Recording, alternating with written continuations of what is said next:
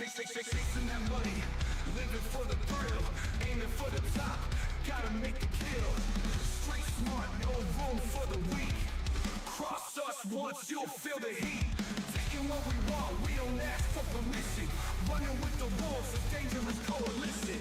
Living on the edge, no time for hesitation. Heal shit podcast, where the bad boys reign, never following the norm, always causing pain. What in this city, ain't nobody in the way, where the kings of the night here to stay.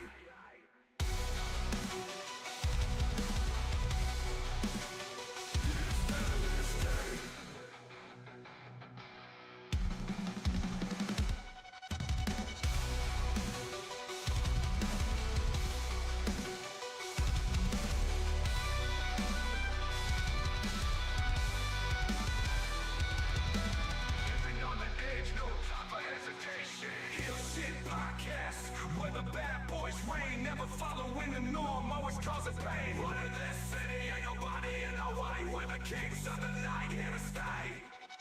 Heal shit podcast, where the bad boys reign, never following the norm, always causing pain. What in this city, ain't nobody in the way, we're the kings of the night here to stay. We're the kings of the night here to stay.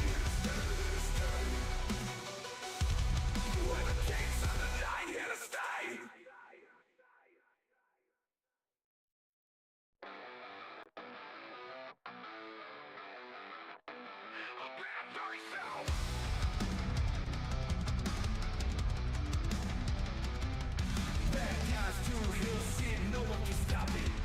In the shadows, always on the profit. Fast cars, big dreams, living on the edge. Haters talking trash, but we ain't even faced. Just some rebels with the cars, breaking all the rules. Bosses in the game, always playing it cool. Living fast, we ain't slowing down. Always ready to turn heads around. Heal shit podcast, where the bad boys reign, never following the norm, always causing pain. What in this city, ain't nobody in the way, we're the kings of the night here to stay.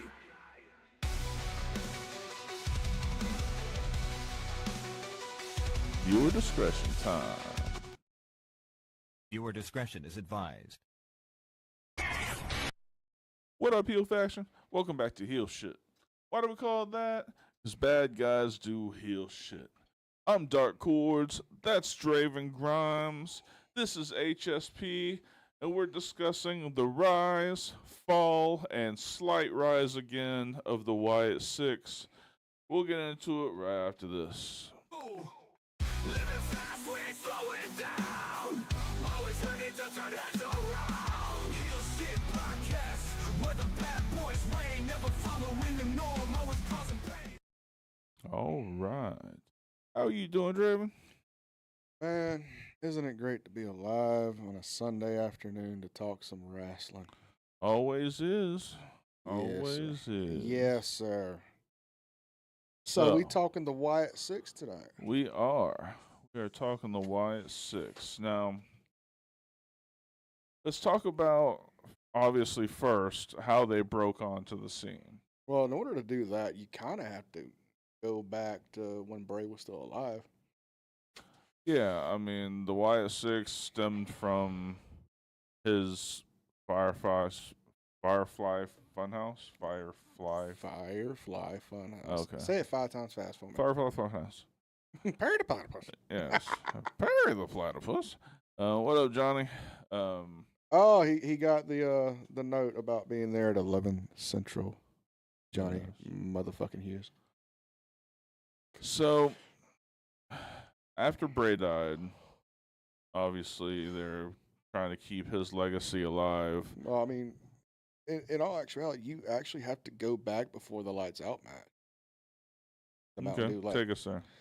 So, the original idea for the Wyatt 6 was Bray, and then the other 5 participants at that time yet to be announced.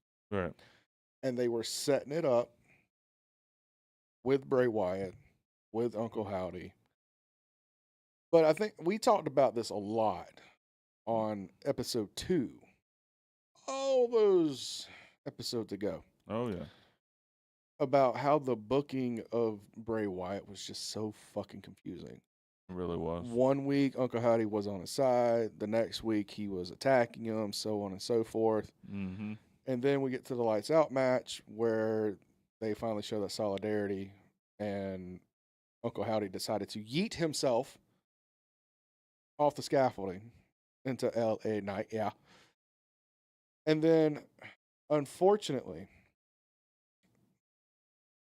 the plan was for Bray Wyatt and Bobby Lashley to work at Mania that year, in which they were going to start bringing in another member here and there. Oh, okay. But unfortunately, Bray passed from the heart condition. He was off television beforehand because of said heart condition. But, none of that ever came to pass. And then about a year later, was it a year? 24? Yeah, because we're in 25 now. Yeah, so in 2024, they released the Bray Wyatt documentary on the cock. Right. Did you ever actually watch that? I did not, honestly. Man. It pulls heartstrings. Yeah, Like, that's why I didn't want to watch it. I took the day off just to watch that and be able to, take it all in. Right. But at the end of it, they teased Uncle Howdy again because Bo Dallas was a very prominent person on that documentary because, Sure. Shoot Brothers and all that good shit. But they teased Uncle Howdy.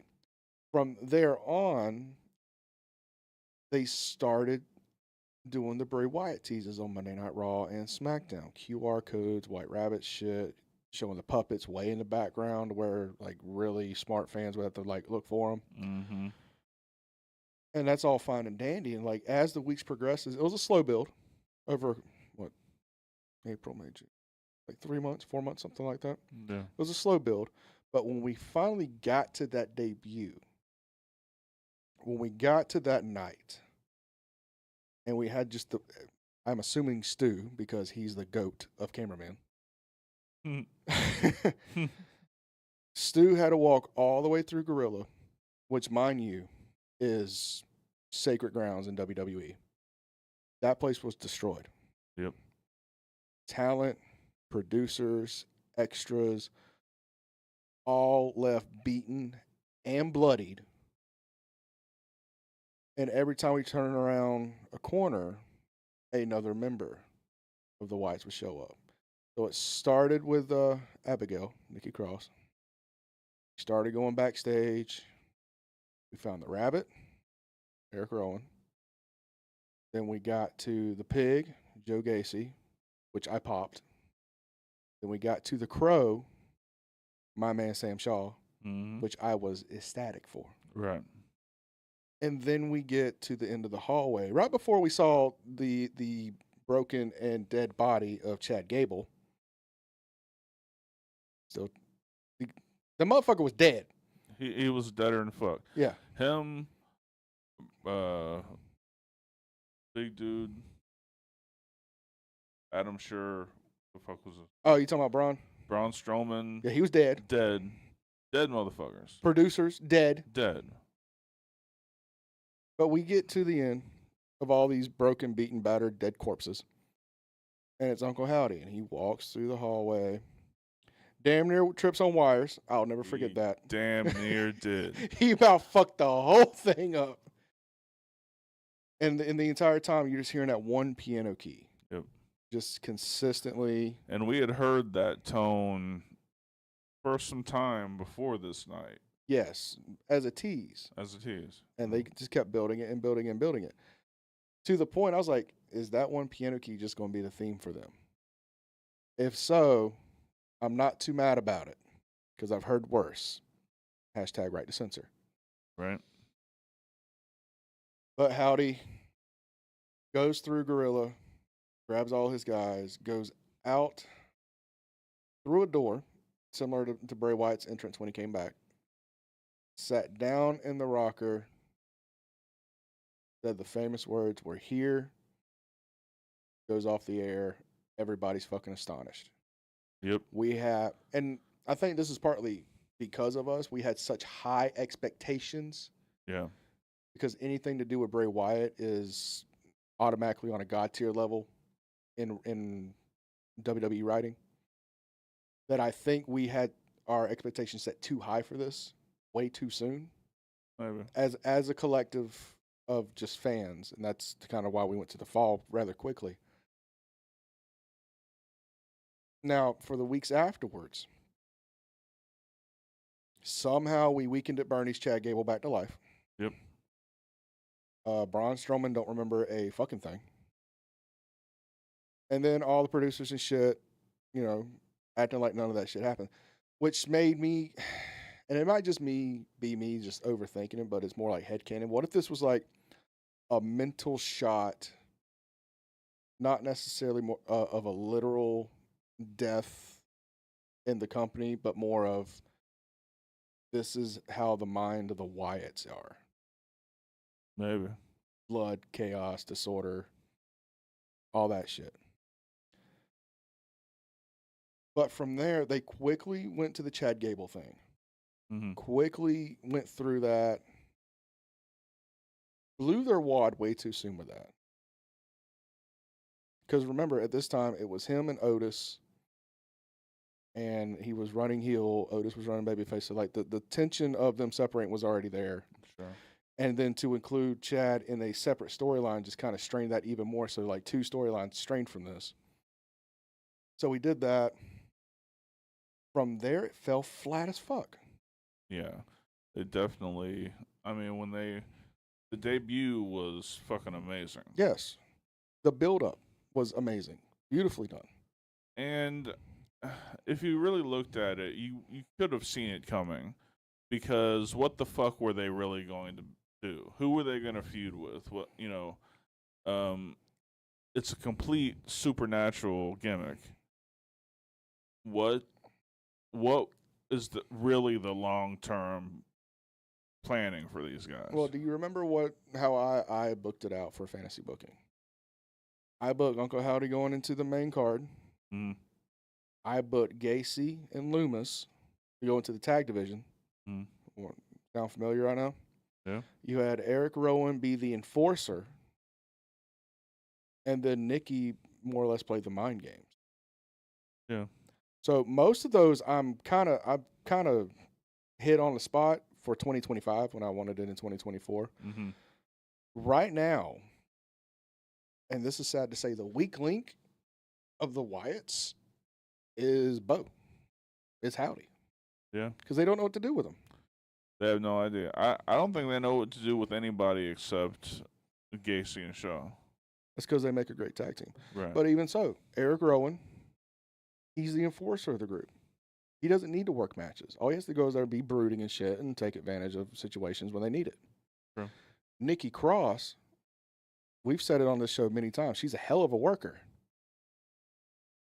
But she's also in that stage of her career where this character does not need titles. No.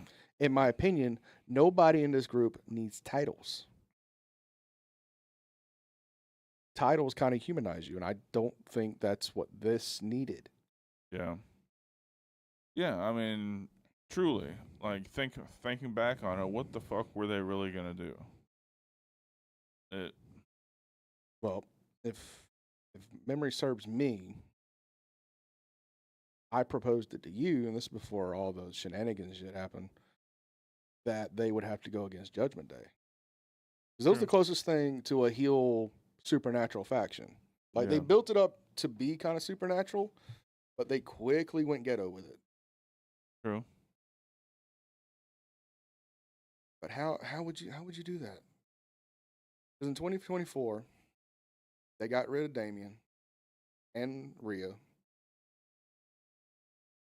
So they only had Finn, JD, Dom, Carlito, and Liv. Was she there at there at the time? Yeah. How would you do that? Because whoever you have go against Howdy would have to be seen as the leader of Judgment Day. And that's kind of been Judgment Day's issue ever since the first three members left the group. Sure. I mean, in my personal opinion, seniority, I say Balor. 100%. But then you got guys that are like, no, Dom's the leader. Then you got guys that are like, no, Who Liv's would the leader. ever say Dom's the leader? You'd be surprised. The IWC, they would say the Dom. Just because he's been there the longest in the group. What do you mean the longest? He didn't come in until after Finn. I'm just giving you what the IWC argues with. They're fucking retarded, as always. Mm-hmm. Who the fuck would ever think Dom's the leader of shit? Liv. Shit, I bet she still dominates. I see what you did there. Mm-hmm. All right, well, let's run this over to our first commercial break, and when we come back, we'll get more into it. All right. What up, Yo Faction? Today's day and age, internet security is of paramount importance. That's why today's sponsor is Surfshark VPN. Tell them about it, Draven. It was really quite simple. VPNs are the way of the future. Keeps your stuff secure, safe, and out of hackers' hands. You want to go watch Netflix over in Japan? Flip that shit over. You want to go watch the capital P word, and you can't because you're in one of these states that got it banned? Flip that shit over to another country. Really quite simple. Absolutely. Keeps your information safe, out of the hands of hackers. VPNs, as Draven said, are the future. If you use the link in the description, you can get Surfshark VPN for 88% off plus 3 free months. Damn, that's quite a steal. Yeah, we're talking about less than $2 per month plus 3 free months. You sign up using the link in the description. Safe surfing, happy surfing, keep your shit safe. We'll get back to the show. All right, we are back. Want to remind you about the YouTube memberships. We got 2 tiers to choose from. Just hit that join button down here. Get March at cost. You get members only videos. You get all kinds of good stuff for each tier. So yeah, join us. All right. So let's get back to the fall. Yeah. They staled out pretty quickly. They kind of hit a stride of even when you're gone, I don't miss you. And when they did come in, it was always the same thing of 5-on-2 assaults, 5-on-3 assaults, shit like that. Yep. And they made no sense. Similar to Bray Wyatt's return in 22. Mm-hmm. 22 or 23? 23? One of those years, whatever. 3? I think it's 22, 23, one of those years when he returned. He came out, did the promo, and then everything afterwards was just confusing as fuck. And that's what happened with the Wyatts, because they know what the fuck they were going to do with them. Yeah. And then because of these random-ass beatdowns, Dallas got injured with a shoulder injury and completely took him off TV 4 months, killing what very little momentum they did have. Yeah. But to me, that was probably the best thing for them. Rather than doing random spots on Raw or SmackDown, just have them completely go away for the entirety of his injury. Sure. Now, but the problem is they're backing them into a situation to where they're going to have to repeatedly debut. Like they're going to have to, every time, they're going to have to go away for 4 or 5 months and then re-debut because there's still no long-term plan for them that I can tell. Like I don't see this tag team title run going a whole lot longer. I didn't think it was going to go past SummerSlam. I didn't either. Yeah. Something's going on with it. But mentioning that title reign, again, that was one of those things that nobody saw coming and nobody can fucking explain. That's kind of where the slight rise is coming from. Mm-hmm. Because they've been off TV so long. And they switched brands. I think that's the biggest thing here. Is they went from Monday Night Raw to SmackDown. And say what you will. As much as you and I love SmackDown compared to Raw, SmackDown is the B show. Yeah. which it's- means they are trying to prove a point every time they go out there, so to speak. If you're on Raw, you're fucking comfortable. You're on SmackDown, you need to fucking work your ass off to be as Yep. how it used to be. But because of this tag team title reign, and because they're kind of pulling Uncle Howdy off TV a little bit more and putting Bo Dallas in his place in backstage segments, I feel something's there. I can't put my finger on it yet. But that's where I was like, we should do the rise, the fall, and the slight rise again. Mm-hmm. Because the first rise was meteoric, like a bottle rocket. It definitely was. That debut was top tier. And everything after that was the drizzling shits. Certainly was. Like, I was hoping after the Chad Gable thing, they'd find something to fucking sink their teeth into and really fucking run wild. Never happened. Not necessarily any fault of their own, because it's not like they have creative control in their shit. Right. Obviously, it has to go through the writers, and then through the bookers, and then through Hunter. But if Hunter didn't have an idea in mind 6 months down the line from the debut, why the fuck did you debut them? Yeah, but I keep racking my brain. Like, what would be the, like, if you were booking them, how would you make it better? Because I can't see a way to have a completely supernatural style gimmick, 5 of them, and making it work in a storyline. All right. You want me fantasy book? Yeah, I got you. Follow me. I'm following. Let me turn these fucking notes. Bullshit. Follow me on this. Yeah. We do the documentary. We do not tease Uncle Howdy at the end of the documentary. Yeah. After WrestleMania, after the induction of Bray's dad and uncle into the Hall of Fame, we have WWE.com or social media or whatever release a statement saying that Bo Dallas has re-signed with WWE under a full-time deal. Have him come back as Bo Dallas. Okay. We have Judgment Day immediately start fucking with him. Especially Finn, because Finn has that connection to the demon, right? Mm-hmm. Where he teases the fact that, unlike your brother, you don't have that darkness in you. You don't have what it takes to be in WWE, et cetera, et cetera, et cetera. Causing constant beatdowns from Judgment Day to Bo Dallas. Okay. To the point we, quote unquote, injure Bo Dallas, where he's going to be, quote unquote, out indefinitely. And we have Bo Dallas film some vignettes, similar to how he did it between him and Uncle Howdy. But while we're doing these vignettes, see him explore, similar to how they did Bray Wyatt, John Cena in 2020. We see him explore these parts of his mind, so to speak, where he finds the Firefly Funhouse. He starts finding the buzzard, the pig, Sister Abigail, all these. And he realizes they were all in him in the entire time. Mm. We see him find the Uncle Howdy mask. All right. So when he does come back, we still bring him back as Bo Dallas. We have Judgment Day jump on him again. Lights go out. Howdy shows up on the Tron. Lights come back up. Bo's gone. Following week, we have some match with Balor in the cause of it. Lights go out. Uncle Howdy shows up, hits him with Sister Abigail, fucking leaves.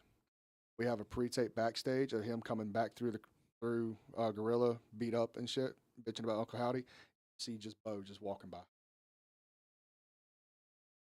Bo has no idea what the fuck happened Mm. because he's of two minds. Right. We have the mind of Uncle Howdy, and then we have the mind of Bo Dallas. Instead of this, Bo can transform at any point in time.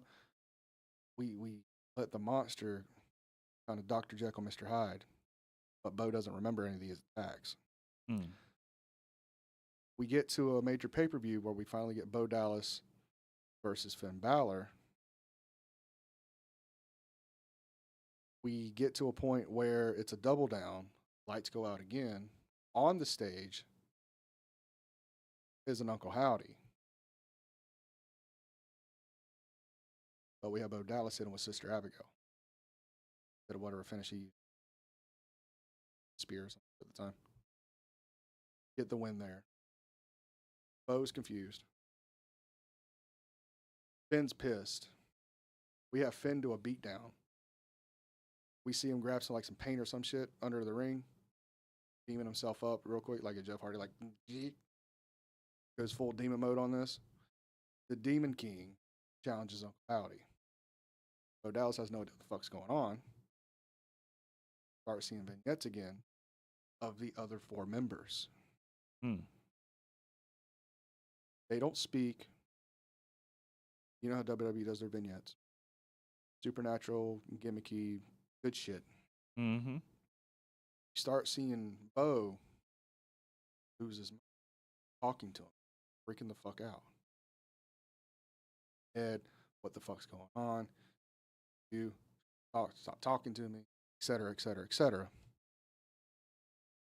Get to the pay-per-view, and we do a pre-tape where they show Balor transform into the whatever.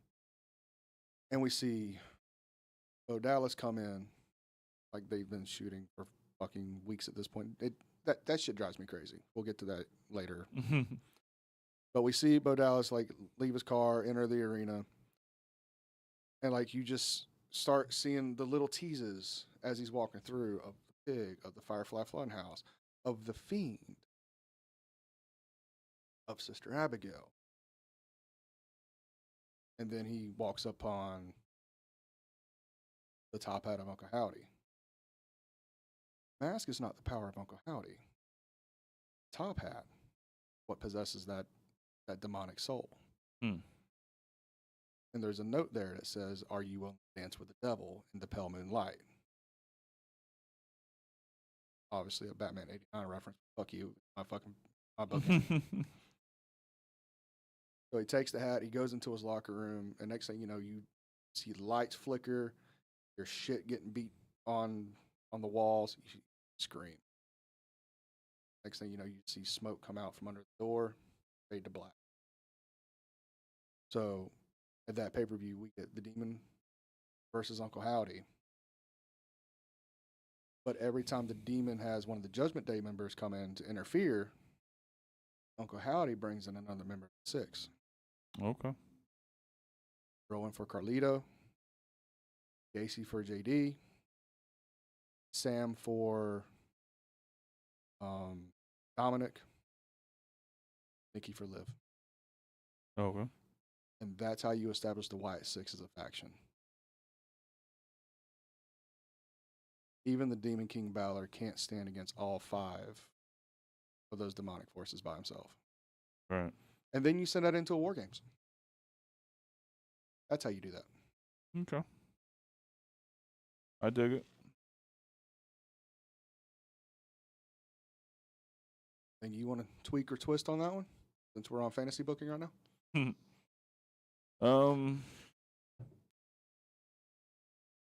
The only problem with that, and I really like it, is you don't get that big wow serial killer type opening.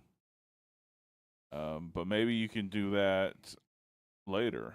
Maybe the Raw after. Yeah. Maybe, but then even then you have to figure out how to set that up properly. Yeah. For me, that wasn't even in the essence of my mind. Mine was trying to establish why each individual is here, establish who their yin and yang is, which is why every time one member of Judgment Day comes out, one of the members of the Wyatts comes out and deals with that particular member. Right. So, it's not like I'm going to have Eric Rowan go after fucking Liv Morgan. Let's fucking be real on this. That movie.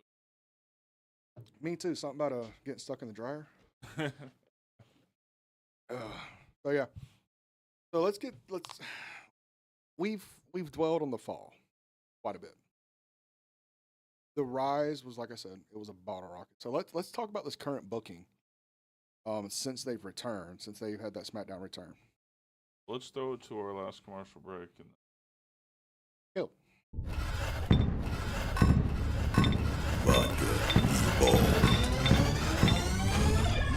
still. Indulge in the revolution. All right, we are back. So the slight reemergence. Yes. Can you really call it slight? Because this is probably the most success they've had since Yeah. forming this group. I mean, certainly from a match perspective. Yes. So we get told that they get moved to SmackDown. And that's it for a week. Next thing you know, they're trying to do the same old song and dance of them just randomly showing up. And there was a lot in the tag team division. Hmm. King Guns, Street Profits, DIY, that whole little situation. So I even think Pretty Deadly was around. They were. Yeah. So it seemed like they had some sort of idea.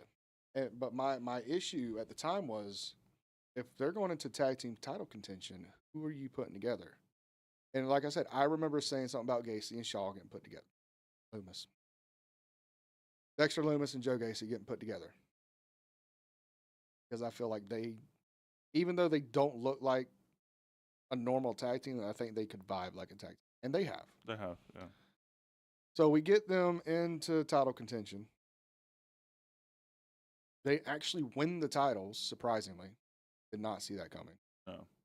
And like I said, gimmicks like this, unless it's the leader and it's for a reason, like when Taker won the WWE title when he was doing the ministry, I don't see any reason for a supernatural gimmick to have titles. That makes sense.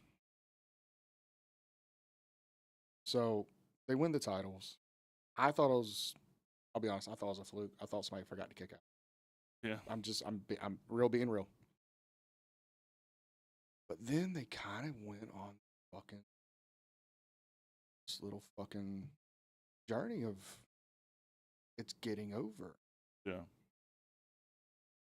I mean, like, and they're not playing babyface. They're not playing heel. They're there. And you got the heel tag teams. You got the babyface tag teams shooting. And of course, you know, it culminated in that god awful fucking TLC match. We'll get to that soon. But let me ask you about this. With them just tweening, so to speak, and if you want to explain what tweening is, you can. Is this the best look for the Wyatts right now? Well, tweening is being a bad guy but getting babyface pops.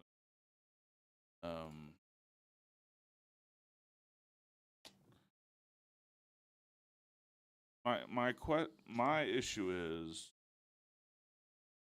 does Joe Gacy and Dexter Loomis need the Wyatt 6 to have gone on this run?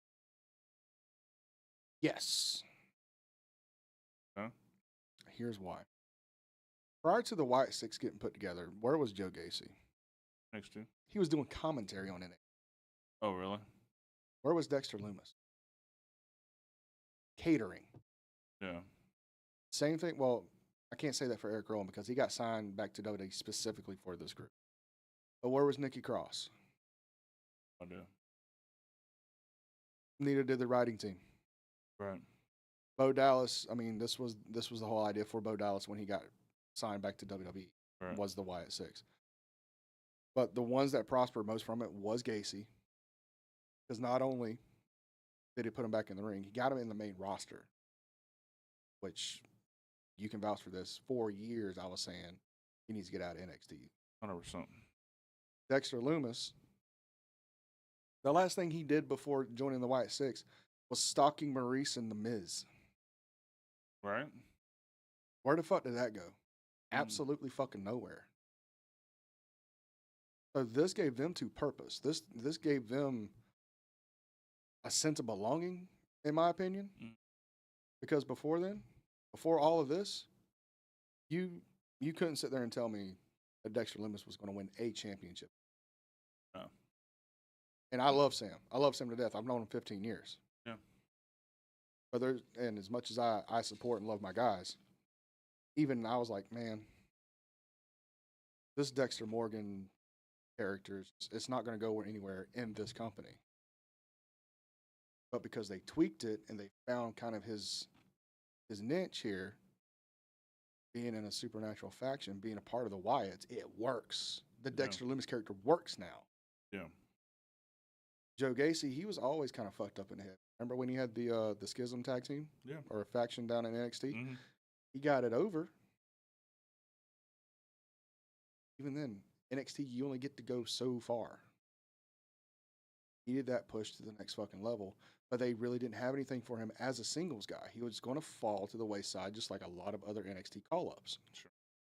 But to put him in a faction, to give him this unique look and this unique character, which is just an extension of the Joe Gacy character he had in NXT, it worked out for both of them. And now they're tag team champions. Yeah. Now, what does that mean for Nikki, Bo, and Eric? Like I said before, Eric don't need to do shit. Eric's the enforcer of the group. He don't have to bump. He's like 6'8", 330 something pounds. If he bumps, it needs to mean something. Yeah. Nikki, oh, what's she? She crazy bitch. She crazy. She's always been crazy ever since. Remember, she got brought in with Sanity with Eric Young and that bunch of people. Oh yeah. So she could play the psycho killer pretty good. Sure. She was the perfect fit for Sister Abigail. I know you had your opinions of Alexa Bliss being Sister Abigail, but can you honestly sit there and tell me right now, with the way she portrays Sister Abigail, that Alexa would do a better job? It would be different for sure. I mean, she couldn't be like the witch in a wedding dress, kind of. Yeah. You ask her husband on some days, she is a witch in a wedding dress. I would imagine so, but the juice is worth the squeeze. Yep. So, God. So anyway, Nikki Cross is like, she's playing this perfectly. And if she needs to go into a women's match, she can do that. And she doesn't have to be involved in anything more than just being a body there. But Bo Dallas, he's the odd one out right now, which is weird because he's the one that's all this is supposed to be centered around. I've seen him take 2 bumps since they've won the tag title. Both of them at SummerSlam. Maybe he's just there to be impressed by the rest of them. But this whole thing of Uncle Howdy taking over the Wyatt Six was supposed to carry on the legacy of Bray. Sure. How are you going to do that when you're just trying to portray him at this point? Think of the original Wyatts. And I'm talking about when they had Bronto, someone was a 4-man group. 9 times out of 10, if Bray wasn't working that match, he was out there doing the same fucking thing. And it doesn't work for Uncle Howdy. At least when Bray was doing it, he was doing the Southern Swamp cult leader, teacher kind of deal where he was trying to teach them. Right. That don't fit here. True.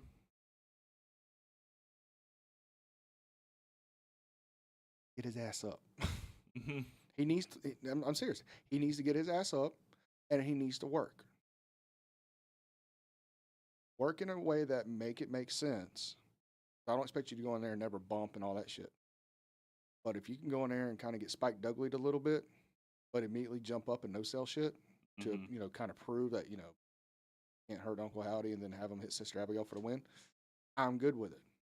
But for him just to sit out there every fucking week with a fucking lantern and go, yeah, like, dude, we get it. Brody was a part of the original Wyatts, but you gotta fucking bastardize. True. And that's something that kills me every time he does it. It feels like you're watering it down. I don't see you going out there every week and doing Bray stuff. Am I going out there every week and start singing children's songs? Or doing Firefly Funhouse shit? Or just doing what The Fiend does and go out there and just fucking maliciously attack motherfuckers? You don't even do that anymore. Right. Why are you there? If That's you're going to be a manager, be a fucking manager. But if that's the case, you need to bring in one more fucking person to be your main event guy. And I know how the ethos is the Wyatt Six, Bray's supposed to be the 6th member forever. I get that. I understand that. I respect the fuck out of it. But if Bo's not going to be the main event guy and he's going to be the manager, You need somebody to be that main event singles guy in that group for it to be fucking relevant. Otherwise, you're just a fucking tag team with a chick and a fucking enforcer tournament. Bo Dallas is the fucking JJ Dillon at this point. Right. I'm being serious. No, I know. And if that's the case, and you had to put somebody there for that main slot, even if you could just go out and sign somebody, who would you put in that spot?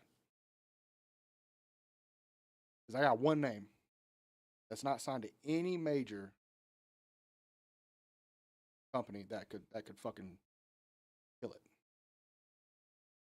Who? Macias. God damn it! I should have said that. I knew you were gonna say that. Macias. Yeah. He has the fucking look, has the gimmick, has the experience. Even if you bring it back as Mil Muertes. Come on. Oh yeah. Now you have to modify the look a little bit to make it look more Wyatty. Yeah.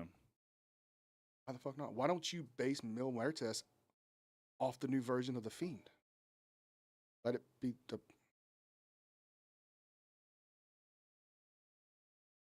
What the fuck are you doing, man? I swear. You're a Okay. you're a country No. singer? Okay, so he was on the YouTube. Could you... 2 seconds. Stop. He was on the YouTube the other night, and he found his new favorite WWE superstar, who's no longer there, named Elias. And since they both start with E, he's trying to do what does WWE stand for. Walk with Elwood. No, we don't walk with Elwood. And then he went to the fucking pawn shop and got this fucking guitar for $20, which I'm trying to figure out where the $20 came from. Elwood. Get your boy. Get your boy. You look like you're having fun though. All right. I appreciate you sharing. I appreciate you sharing. That's enough. Thank you. Oh, what, have you ever seen Happy Gilmore? I would. You're about to go home. Are you too good for your home? Put the guitar down. Dave, get him. Now I'm wondering why we pay Dave.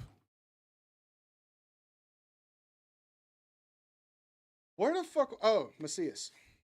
What if we obviously modify the look? And I wouldn't even say modify the way it works. Just have him go back to when he was Judas Macias in TNA. Have him work that style. Okay. It would be the main event guy. And the main event guy doesn't always have to win titles. He just has to be some way, shape, or form. Sure. Even if it's mid-card. It's the easiest way to fucking fix it. Yeah. And he would fit in if his character was done right. I mean, if they just brought in Mil Muertes, Oh, let him work that gimmick, have him work like Judas Macias in TNA, very dark, very stoic, and just modify the look slightly to kind of fit the mold of the Wyatts. Yeah. It works. And like I said, modify the look based off the Fiend, because that's the only character from the Firefly Funhouse that hasn't been redone. Yeah. Unless you want to make him look like a walrus or make him look like Vince McMahon. But yeah. The main guy should resemble the main guy. Yeah. Yeah. That's how I do it. I like that. I mean, we've been preaching about Macias getting into the big time start of this show. Yes. I think it's about time we get an update on it. Probably put him back on the show. Because he's somehow wrapped up into the whole AAA WWE thing.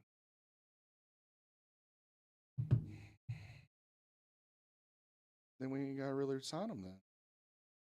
Know what I mean? Know what I mean? But even if you had to go find an independent talent that's not really signed, Cruel, Oh, yeah. I think he'd fit pretty well. Cruel would be him. Damsley don't need to talk. You need somebody else that's just a little less known. Fuck, get your pick from TFK. All three of them got the supernatural gimmick when needed. I'm just saying, like, the options are out there on the independent. Absolutely. Fuck, make Abyss come out for one fucking show. Fuck it. I'm wondering if I wonder who owns the trademark to Mil Muertes. If it's still Rodriguez and the El Rey people, or Well, I mean, he does Mil Muertes on the Independence, so does he? he might own the rights of this. Not sure. That'd be something for our legal system to Yeah, figure I'll out. take a look at. Yep. All right. So we're tag team champions. Mm. We've established Bo Dallas ain't doing a fuck thing. Yeah, Nikki Cross is doing Nikki Cross shit. Eric Rowan's doing exactly what he needs to do. And we've established that Gacy and Loomis have thrived because of this group. yes, It just took them longer than they expected. correct. Where do we see it going from here? Because as of right now, as of September 7th, 2025, they are the current tag team champions. I think it made all the sense in the world to take it off them without being involved in at SummerSlam. Mm-hmm. But now I don't fucking know. I mean, you got arguably the other best tag team on there, the Profits, about to split up. Mm-hmm. The Machine Guns wouldn't make sense. Fucking DIY is back in NXT right now. I'm not sure if that was permanent. Because I went back and watched that promo yesterday. That seemed like it was just because of the NXT homecoming they got coming up. Mm. So they're having alumni come in. I tell you, a great tag team that would have been great for them 10 years ago. The Ascension. Yeah. I mean, they both still do independent shows under those gimmicks. More singles than anything. Like if I'm Hunter and I'm looking for a tag team to fucking contest with them, Power and Speed meets Power and Speed with them. Right. The Ascension, like they ran them in NXT, not the, Yeah, no, not not the main knock. roster. Yeah, not the knockoff of the Road Warriors. Well, I don't know. I did like Victor's face paint. I don't know, man. I liked it because it kind of resembled my old face. So I was like, yeah, that 2K, yeah, yeah. Change colors. But yeah, have them run like they did in NXT. Fucking all gas, no brakes. Sorry, Jacob. But that's how they fucking ran, and they looked dominant. Yeah, they did. Definitely did. But current WWE, the only tag team I could see that could take their titles aren't even on that brand. They're over on Raw, and they're dealing with fucking New Day. Yeah.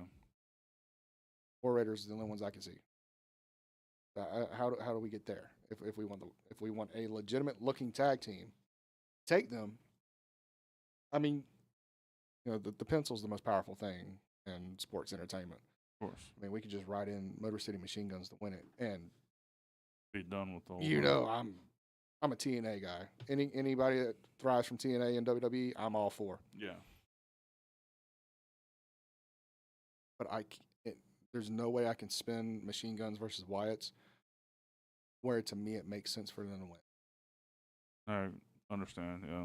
Pretty Deadly, run through them motherfuckers. Mm-hmm. Street Profits do one more fucking tag team match. You want to split them at that point. Yeah, no, I can't think of another one. And that's the problem. They wrote themselves in the corner as far as this tag team run. Which is fine. Because we've seen title runs go 6, 8 a year. Sure. But right now, the tag team division is not that interesting to have that. No. At least when Gunther had the IC title and was on that almost 2-year run, he made it mean something because he, even as a heel, was putting legitimacy on it. I don't see legitimacy on these titles. So, how long do the YS6 stay together? I mean, as I for think it's going to be a nostalgia run no matter what. I think Bo and Eric's always going to have something to do with the Wyatts at this point, even if it's just a Legends deal thing.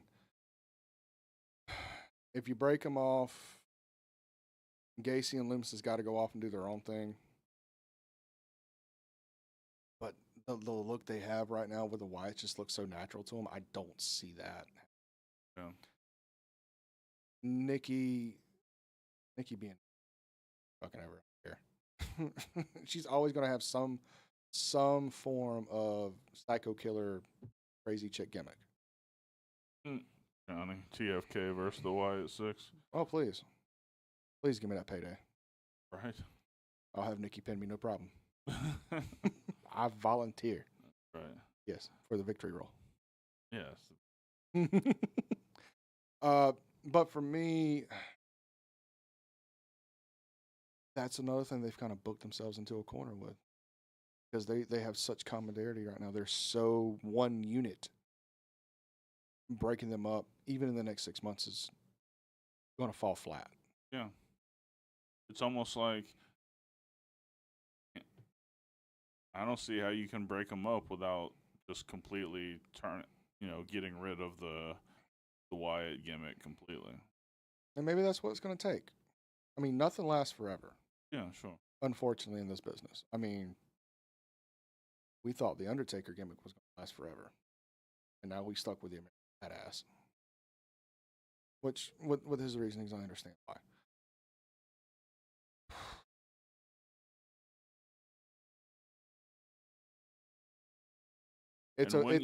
How do you transfer? How do you get like Gacy and Loomis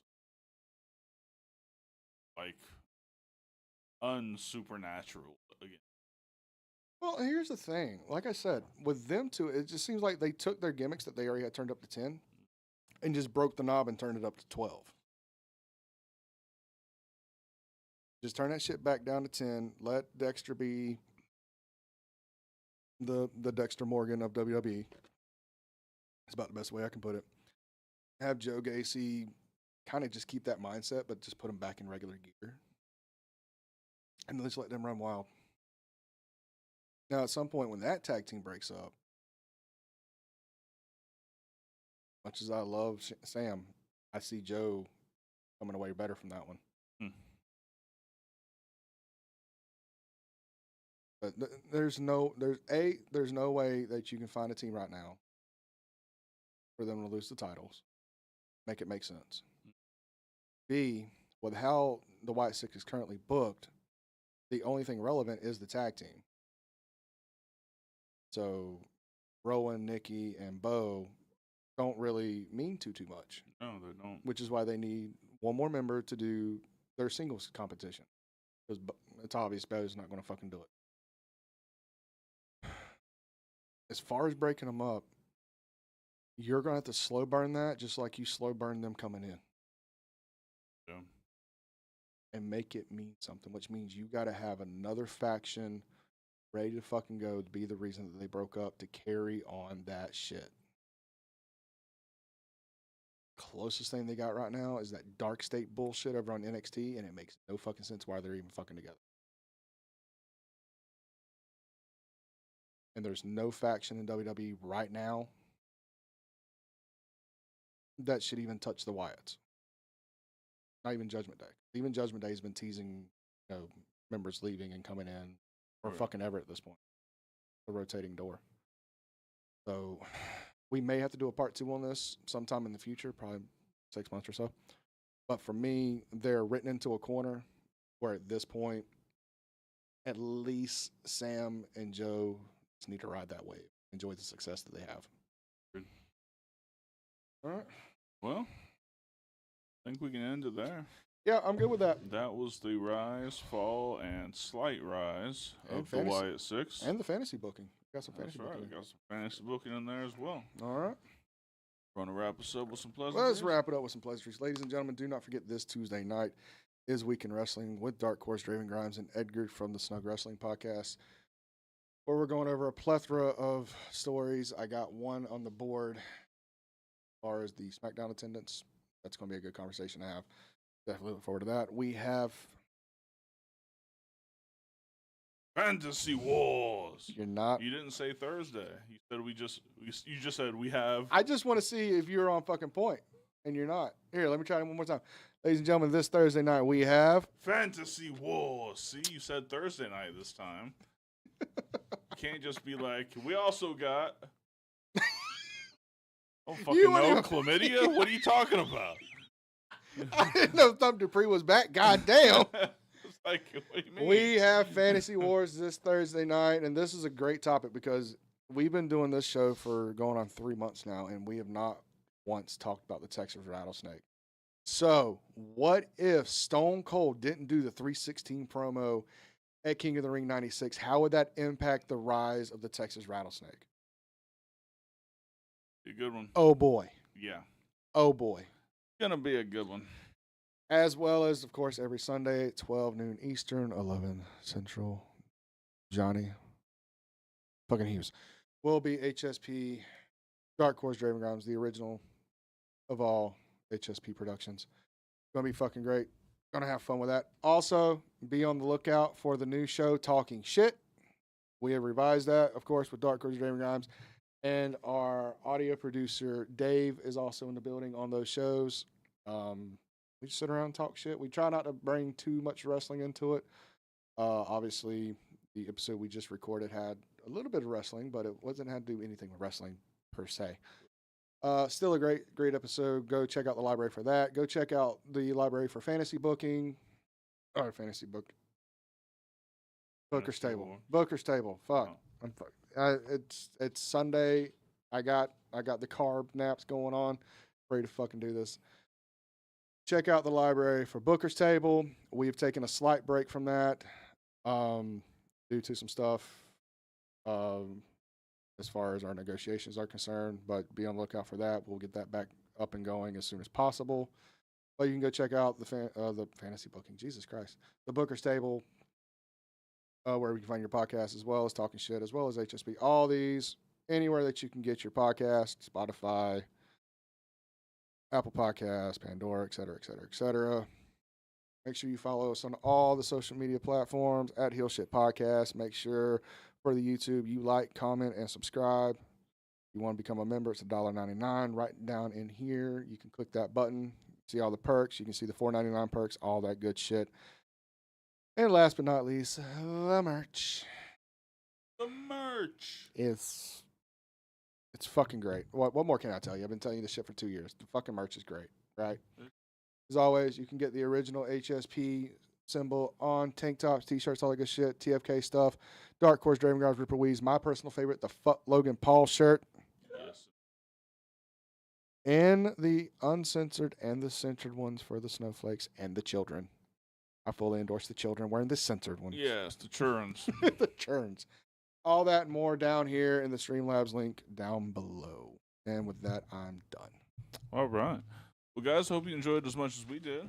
For Draven Grimes, I'm Dark Cordz. This has been Heel Shit. Why do we call it that? Bad guys do heel shit. Peace. Shit podcast, where the bad boys reign, never following the norm, always